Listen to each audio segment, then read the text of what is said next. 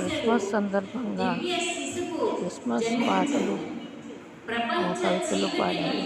అందులో భాగంగా తొలగించే ఉమామహేశ్వరి దైవం గారు వెలుగు తెచ్చింది. తన క్రిస్మస్ కవిత మానవ చదివారు. ముక్తికై చాలా స్వర్గము నుండి వచ్చిన బాగుంటుంది. దైవదూత అందరికీ క్రిస్మస్ దేవదూతగా శుభాకాంక్షలు.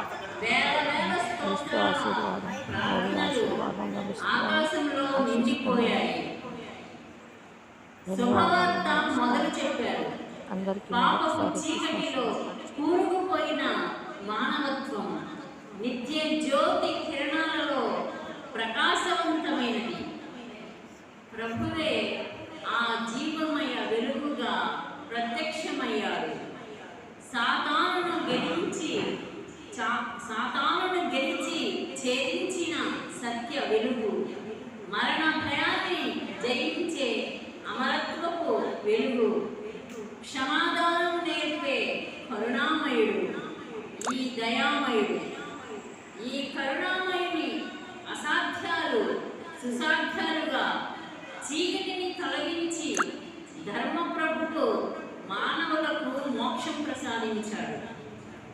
ప్రభువు బాధలు మన పాపాలు మోస్తూ, ప్రభువు రక్తము మన కల్మషాలు కడిగేస్తూ శిలువ మీద చనిపోయి సమాధిలో పడినాడు. మూడవ దినాన అద్భుతంగా లేచాడు. మరణాన్ని చంపిన మహాశక్తివంతుడు, పాపానికి విజయం సాధించిన వీరుడు, తన ప్రాణాలను త్యాగం చేసిన త్యాగధనుడు, స్వీయ త్యాగం చేసిన లోకరక్షకుడు.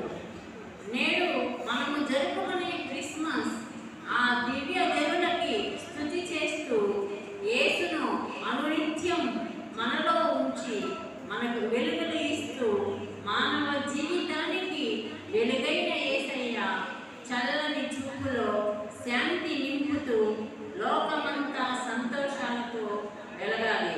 Happy happy Christmas. వెరీ